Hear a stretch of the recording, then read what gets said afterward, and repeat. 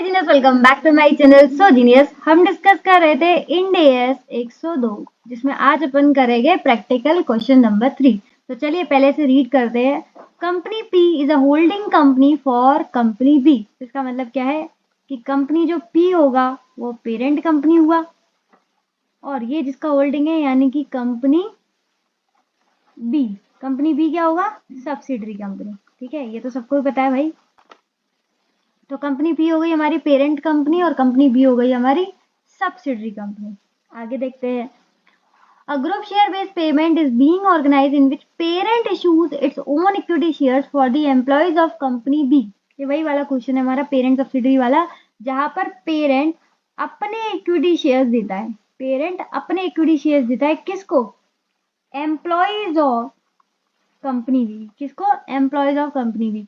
यानी कि एम्प्लॉयज काम करके देंगे कंपनी बी को, लेकिन उनको जो शेयर्स मिलेंगे वो कहां से मिलेंगे? कंपनी पी से। ठीक है, the detail are as follows. क्या डिटेल्स है? नंबर ऑफ एम्प्लॉयज कितने हैं? 100। Granted fair value of share 87। Number of shares to each employee granted 25।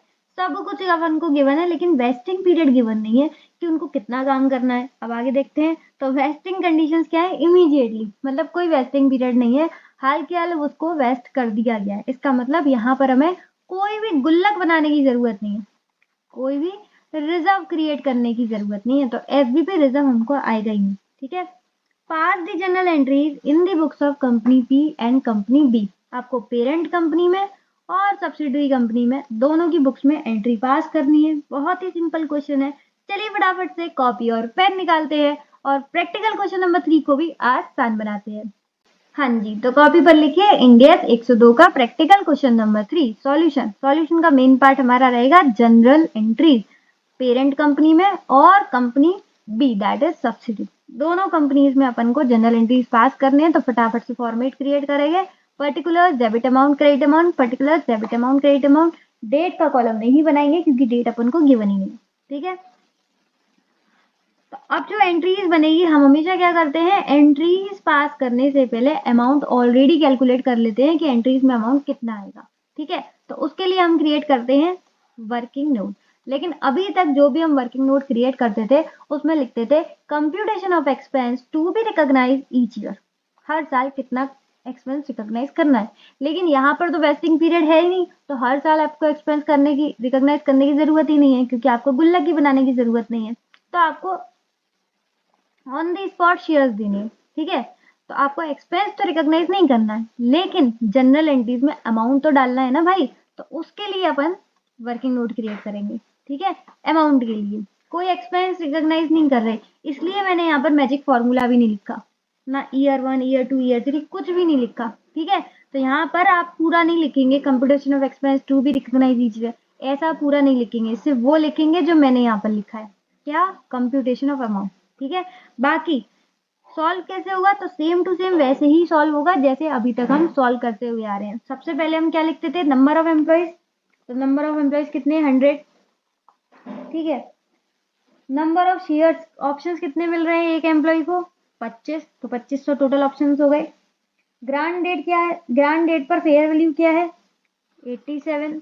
Vesting period कुछ नहीं है, तो डायरेक्ट यही हमारा अमाउंट आ जाएगा। 100 इंटू 25 इंटू 87, ये आ गया 217,500। कितना आ गया? 217,500। तो ये बात आपको समझ में आ गई। मैंने computation of expense to be recognise each year, ऐसा वाला जो हर क्वेश्चन में वर्किंग नोट बनाती हूँ, वो इस क्वेश्चन में क्यों नहीं बनाया? क्योंकि यहाँ पर वेस्टिंग पीरियड ही नहीं है। ठीक है, तो डायरेक्ट उसी फॉर्मूले से आपको अमाउंट कैलकुलेट करना है, लेकिन आपको कुछ और नहीं लिखना, बस इतना कर लेना है। ठीक है, अब आ जाते हैं जनरल एंट्रीज पर। जनरल एंट्रीज क्या बनती थी? वही हमारी employee benefit expenses to SBP reserve. SBP reserve तो लिखा नहीं जाएगा ना, क्योंकि वेस्टिंग पीरियड नहीं है। वेस्टिंग पीरियड नहीं है तो गुल्लक किस बात की। अच्छा, ये एम्प्लॉयज किसकी है? ये एम्प्लॉयज है सब्सिडरी के। ये एम्प्लॉयज है सब्सिडरी के, तो सब्सिडरी कंपनी में ही ये डेबिट होगा। ठीक है, सब्सिडरी कंपनी में ही ये डेबिट होगा, एम्प्लॉय बेनिफिट एक्सपेंसेस, क्योंकि उसको ही बेनिफिट मिल रहा है एम्प्लॉयज का। अमाउंट क्या आएगा वो हम ऑलरेडी कैलकुलेट कर चुके हैं, 217,500। ठीक है, एम्प्लॉय बेनिफिट एक्सपेंसेस। अब एम्प्लॉय बेनिफिट एक्सपेंस से डेबिट करते थे और टू करते थे हम एसबीपी रिजर्व, यानी कि गुल्लक को क्रिएट करते थे। लेकिन यहाँ पर वेस्टिंग पीरियड नहीं है तो गुल्लक किस बात की, तो एसबीपी रिजर्व तो आएगा नहीं, तो क्रेडिट में क्या आएगा, क्रेडिट में आएगा इक्विटी शेयर कैपिटल, क्रेडिट में आएगा इक्विटी शेयर कैपिटल, क्योंकि हम गुल्लक नहीं बना रहे, हम डायरेक्ट शेयर्स को इश्यू कर रहे हैं, ठीक है। और इक्विटी शेयर्स के अपन को फेस वैल्यू भी नहीं दे रखा, तो हमें पता नहीं कि फेस वैल्यू का कितना अमाउंट है और सिक्योरिटी का कितना अमाउंट है, तो टोटल अमाउंट हम यही डाल देंगे 217,500, equity share capital oblique security premium, क्योंकि हमें इक्विटी शेयर का फेस वैल्यू नहीं पता, अगर फेस वैल्यू पता होता तो हम यहाँ पर लिख देते, लेकिन फेस वैल्यू नहीं पता, ठीक है, इसलिए equity share capital oblique securities premium लिखेंगे। समझ में आ गया। अच्छा, मैंने ये चीज यहाँ पर डेबिट क्यों करी, क्योंकि सब्सिडरी को एम्प्लॉयज का बेनिफिट मिल रहा है। ये चीज यहाँ पर क्रेडिट क्यों करी, क्योंकि पेरेंट अपने इक्विटी शेयर इश्यू कर रहे हैं, पेरेंट कंपनी के इक्विटी शेयर इश्यू हो रहे हैं, इसलिए पेरेंट कंपनी में ही इक्विटी शेयर कैपिटल क्रेडिट होगा। क्लियर, यहाँ पर नहीं करना है। समझ गया। अब ऐसा हो क्या रहा है, अब इधर क्रेडिट में क्या होगा और इधर डेबिट में क्या होगा, ये तो पता है कि 217,500 ही होगा, ये तो हम अमाउंट ऑलरेडी कैलकुलेट कर चुके हैं, पर अब ये नहीं पता कि क्रेडिट में क्या जाएगा तो डेबिट में क्या जाएगा। तो सिंपल सी बात है, पेरेंट कंपनी ने अपने इक्विटी शेयर्स सब्सिडरी कंपनी के एम्प्लॉयज को क्यों दिए होंगे, फ्री में, दिमाग खराब तो नहीं है उनका, सिंपल सी बात है, वो अपनी सब्सिडरी कंपनी में इन्वेस्टमेंट कर रही है, वो क्या कर रही है, अपनी सब्सिडरी में इन्वेस्टमेंट कर रही है, तो investment in subsidiary that is company B, ठीक है। और इनको किस बात का पैसा मिल रहा है, इनको मिल रहा है capital contribution by company P that is parent. समझ गए। तो यहाँ पर इन्वेस्टमेंट हो रहा है तो डेबिट कर दिया, और यहाँ पर इनका कैपिटल कंट्रीब्यूशन हो रहा है तो क्रेडिट हुआ। बात समझ में आई कि नहीं आई। ऐसा क्वेश्चन हम ऑलरेडी एक कर चुके हैं, पेरेंट और सब्सिडी वाला, शायद इलस्ट्रेशन में किया था, तो वहां पर मैंने यहाँ पर आपको एम्प्लॉय बेनिफिट एक्सपेंस करवाया था और यहाँ पर मैंने लिखवाया था टू एसबीपी रिजर्व। क्यों करवाया था, क्योंकि वहां पर वेस्टिंग पीरियड था, लेकिन यहाँ पर कोई वेस्टिंग पीरियड नहीं है, इमीडिएटली वेस्ट हो रहा है, दैट्स वाई मैंने यहाँ पर आपको इक्विटी शेयर कैपिटल लिखवाया है एसबीपी रिजर्व की जगह, ठीक है। बाकी वाली एंट्री सेम ही रहेंगी, चाहे वेस्टिंग पीरियड हो या ना हो, ठीक है। इन्वेस्टमेंट इन कंपनी भी और कैपिटल कंट्रीब्यूशन बाय पेरेंट, ये दोनों एंट्री बिल्कुल सेम रहेगी।